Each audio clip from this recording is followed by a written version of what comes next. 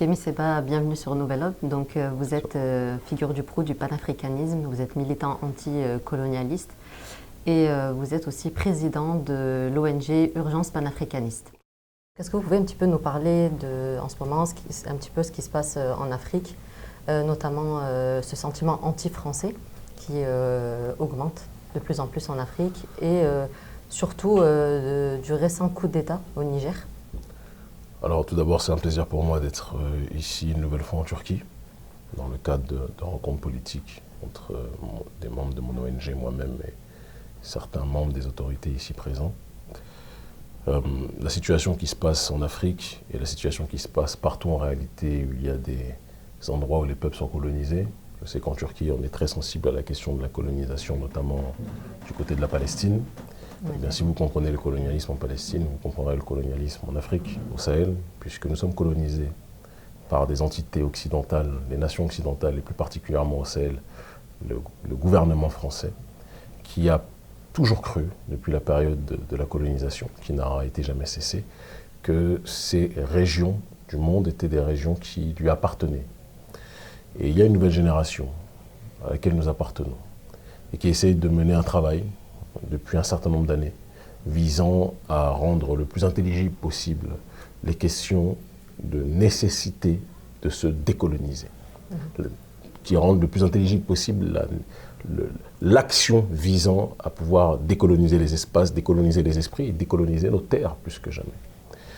Et le problème est qu'on a à la tête de nos États, la colonisation était très bien faite, on a à la tête de nos États des dirigeants qui sont, avant d'être élus, ils sont par le peuple, très souvent ils sont mal élus par le peuple, mais ils sont avant tout sélectionnés par l'oligarchie française qui a tout intérêt à avoir à la tête de nos États des marionnettes qu'elle peut contrôler pour pouvoir continuer à piller nos ressources.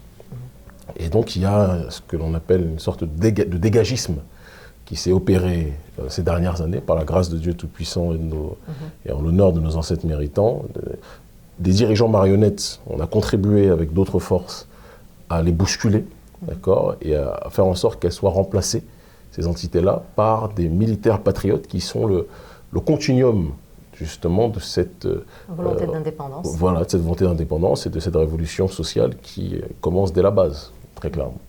Donc c'est un petit peu ce qui se passe au Niger, à la nuance près que, et il ne m'en voudra pas, on parle régulièrement avec le général Tchani, qu'au départ le général Tchani était au Niger avec le camp du président Mohamed Bazoum et de son prédécesseur, M. Issoufou, le président du Niger.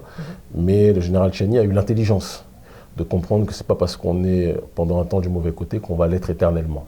Il a compris que dans la sous-région, il y a un sentiment d'injustice profond au sein des masses. Au sein du Niger aussi, il y avait ce sentiment-là. Il a pris ses responsabilités. Et dès lors qu'il a pris de manière affirmée ses responsabilités, on est tous rentrés dans une logique de le soutenir. Et nous sommes dans une démarche de contact régulier avec lui et nous essayons, à la mesure de nos possibilités, de pouvoir lui apporter les liens, on va dire le carnet d'adresses que nous avons et les connexions dont nous disposons pour pouvoir faire en sorte que le Niger puisse le plus avancer. On sait que récemment, donc, le Niger a coupé les exportations d'uranium vers la France. Orano, qui est en France, qui est, excusez-moi, une entreprise française, mais qui est basée au Niger, est toujours sur place. Rien n'est aux arrêts pour l'instant. Mais on est dans un processus évidemment de ralentissement systémique pour la simple et unique raison qu'on est dans un état de crise profonde. Et par rapport à ces situations, il est normal que les autorités nigériennes mettent le holà sur un certain nombre de marchés, de business qui étaient effectués au détriment de la population depuis un certain nombre d'années. Qu'est-ce qui explique en fait que ça a émergé de cette manière? Déjà, c'est un sentiment anticolonialiste vis-à-vis de l'oligarchie d'Occident. Ce n'est pas un sentiment contre les Occidentaux, contre les Français de manière générale. Il y a plein de Français qui vivent en Afrique, qui vivent très bien, qui sont très bien reçus, il n'y a pas de problème. Ça, c'est important de le dire.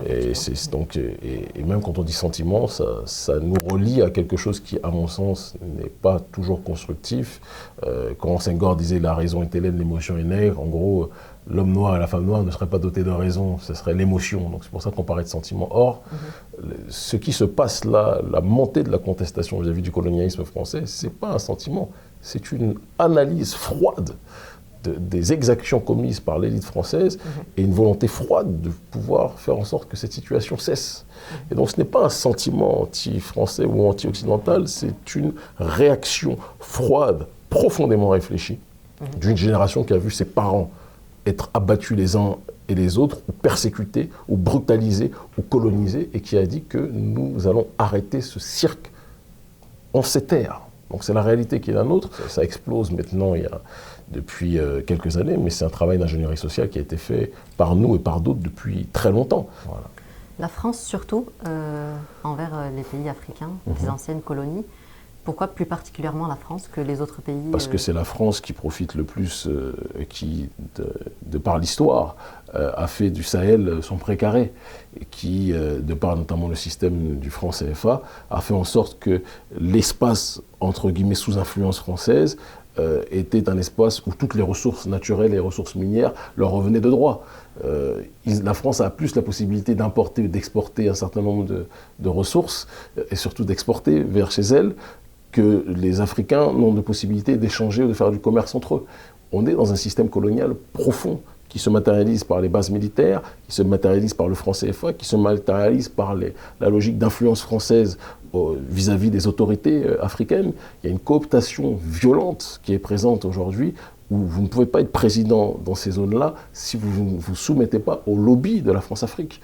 Et donc, c'est le plus grand vestige du néocolonialisme, et c'est pour ça qu'il y a une montée de l'hostilité, une hostilité froide et lucide vis-à-vis de cette attitude politique française. Dès lors qu'un pays, au lieu de rester un simple partenaire, pense que l'Afrique va être sa boutique où il peut venir se servir sans payer, il est évident que ça commencera à poser problème. Ça, c'est valable pour tous les pays sans exception. Nous ne sommes pas la génération qui va accepter ce que certains traîtres, parmi certains, pas tous, qui nous ont précédés, ont accepté. Nous ne l'accepterons pas. Récemment, on a aussi vu la présence un petit peu de la Russie, de la Chine en Afrique. Ou de la Turquie. Ou de la Turquie aussi, et des drapeaux notamment qui ont été brandis dans certains pays africains, russes, chinois ou turcs. Quel est le sentiment en fait, des Africains vis-à-vis de ces pays-là? La Russie est vue comme un poil à gratter de l'oligarchie vis-à-vis de l'oligarchie occidentale, un caillou dans sa chaussure. Et donc c'est comme un geste de défiance aujourd'hui de brandir le drapeau russe, comme dans certains pays du monde arabe, à une certaine époque, la comparaison n'est pas raison, mais certains brandissaient le portrait de Ben Laden ou autre, et c'est pour eux, c'était pas forcément une adhésion, je compare pas Ben Laden à la Russie, qu'on soit clair, oui, mais c'était une volonté de provocation vis-à-vis de gens qui pensaient être des entités colonisatrices. Donc je pense que c'est dans ce cadre-là que s'inscrit la chose, mais la Russie ferait une erreur que de penser que parce que les Africains brandissent les drapeaux russes, cela veut dire que nous pensons que les Russes sont nos messies. Il n'y a aucun autre messie pour l'Afrique que l'Africain lui-même et l'Africaine elle-même. Je pense que c'est ça la réalité. Mais nous sommes dans une dimension géopolitique. On est à l'ère, je pense, de l'effondrement d'un ancien ordre mondial qui était unipolaire, l'Occident, qui imposait sa volonté auprès de toutes les nations. Et on est aujourd'hui à l'aube d'un monde multipolaire et où je pense que l'Afrique va être un centre de gravité dans cette réalité-là. On sait pourtant que la Russie n'a pas cette vocation hégémonique qu'a l'Occident, ni la Turquie d'ailleurs. Et je pense que la Turquie a quand même une présence plutôt réciproque par rapport aux Africains. Vous savez, tout pays agit en ami dès lors que nos autorités se présentent comme des entités qui défendent leurs intérêts. Il ne faut pas oublier l'exemple de la Chine, où la Chine a connu son indépendance dans une période qui était relativement non lointaine de la nôtre. Mais le développement qu'a eu la Chine n'a pas été le développement qu'ont eu les pays africains. Pour la simple raison que la Chine a fait un travail de nettoyage déjà au niveau interne vis-à-vis d'entités qui n'étaient pas patriotiques. Ils ont fait un travail, une révolution culturelle avant d'arriver à la révolution économique. Et nous, on n'a pas fait ce travail-là. On a décolonisé les espaces, mais on n'a pas décolonisé les esprits. Et donc, on a eu des dirigeants qui n'ont pas développé leur pays comme il le fallait. Et la Chine, qui était censée être notre ami, qui jusqu'à aujourd'hui est le partenaire numéro 1 du continent africain, s'est retrouvé dans certaines situations dans une logique de déséquilibre parce qu'ils sont face à des États qui sont en faillite, avec des régimes corrompus pour la plupart, et quand vous êtes face à des partenaires qui ne se respectent pas eux-mêmes, vous avez du mal à les respecter. Donc quand on dit que ces entités n'ont pas de volonté hégémonique, je nuance quand même en disant que ce n'est pas qu'ils ont une volonté hégémonique, mais si on n'a pas, nous-mêmes Africains, une responsabilité à prendre, si on n'a pas la nécessité de comprendre que nous devons défendre nos intérêts, ce n'est pas la Chine, ni la Turquie, ni la Russie qui vont les défendre, c'est sûr. Donc je dis qu'il n'y a pas d'amis providentiels, il y a des partenaires, mais avant toute chose, l'Afrique doit être dans une logique d'être dans l'Afrique-Afrique, s'unir avec elle-même, se comprendre elle-même, et c'est en s'unissant avec nous-mêmes que nous pourrons mieux nous unir avec le reste de l'humanité. Quel est l'objectif de la CEDEAO dans ce qui se passe actuellement en Afrique? Moi, je pense que la CEDEAO est déjà, pour commencer, une institution qui a vocation à disparaître, qui était censée être la communauté économique des États d'Afrique de l'Ouest et qui est en train de devenir le syndicat des chefs d'État d'Afrique de l'Ouest. Sauf que le problème, c'est que ces chefs d'État sont profondément désavoués par les masses. Nous avons été nombreux à faire un travail dessus pour que cela puisse être manifeste. Et aujourd'hui, la CEDEAO est en train, plus que jamais, de défendre non pas les intérêts des populations africaines de l'Ouest qui aspirent à quelque chose de différent en termes de mode de gouvernance, mais ils sont en train de défendre les intérêts de ceux qui les sponsorisent, de ceux qui les financent, de ceux qui les soutiennent sur un certain nombre de points, en l'occurrence l'Union européenne et les États-Unis. Et le problème est qu'ils se comportent comme des porte-paroles d'entités exogènes, donc les États-Unis et l'Union européenne, au moment où la jeunesse africaine est dans une logique de schisme, de rupture épistémologique profonde avec l'oligarchie occidentale. Et donc, on a une guerre de monde entre ceux qui prônent la souveraineté, la jeunesse africaine, les sociétés civiles africaines, et les dirigeants africains, qui sont les représentants d'une gérontocratie pour la plupart, qui servent les intérêts de l'Union européenne et des États-Unis, mais qui ne servent pas les intérêts du peuple. Et c'est pour ça qu'on assiste à une sorte de dégagisme, où il y a des coups d'État. Normalement, un coup d'État, le peuple se rebelle contre le coup d'État, n'est pas content du coup d'État. Mais on voit en cette période des coups d'État qui sont massivement soutenus par la masse. Pourquoi ? Parce que nous sommes dans une situation où ces coups d'État ne sont pas en réalité des coups d'État, mais des opérations de restauration de l'État. Nos dirigeants conduisaient nos pays dans des ravins. Les militaires ont compris que nous autres, des sociétés civiles, nous bougions, et ils ont pris le relais pour porter cette contestation au niveau suprême de l'institution. Et je pense que, en ce sens, la CEDEAO, comme ce qu'elle fait au Niger, la CEDEAO va être désavouée, parce que le peuple est contre elle. Le peuple est contre cette institution, parce que cette institution est pour l'Occident, mais pas pour les Africains. Pensez-vous que l'Algérie, qui a quand même été colonisée pendant 132 ans par la France, qui a une histoire compliquée avec la France, est un partenaire fort et stratégique de la lutte anticolonialiste en Afrique? Clairement, l'Algérie, on n'oublie pas que c'était dans les années 60 au XXe siècle la Mecque des révolutionnaires. Donc l'Algérie a une très grosse responsabilité dans le devoir de lutter contre toute tentative d'hégémonie occidentale. Mais personne ne pourra nier que l'Algérie est un des bastions de la résistance à l'arrogance occidentale. Et en ce sens-là, il suscite, en ce qui me concerne, beaucoup de respect sur ce point. J'ai par contre beaucoup plus de tristesse, surtout quand je sais l'attachement que j'ai par rapport à cette histoire de Mecque de la Révolution qu'il y a eu pour tous les mouvements noirs dans les années 60 au XXe siècle. J'ai beaucoup plus par contre de déception quand je vois par contre les traitements qu'il y a par rapport aux migrants d'Afrique subsaharienne. C'est un vrai problème dont on doit parler en Afrique du Nord. Et malheureusement, l'Algérie, qui est une terre de révolution, une très grande terre de révolution, comme disait Frantz Fanon, n'y fait pas exception. Je pense qu'on devra traiter ce cas-là pour aller encore plus de l'avant, parce qu'on doit comprendre que l'Afrique, c'est du nord au sud, de l'est à l'ouest. Et c'est comme ça qu'on pourra être capable d'avancer. Et je dis toujours aussi aux frères d'Afrique subsaharienne et sœurs d'Afrique subsaharienne que le bonheur se trouve sous leurs pieds et qu'ils devraient donc songer à éviter parfois de migrer. Voilà.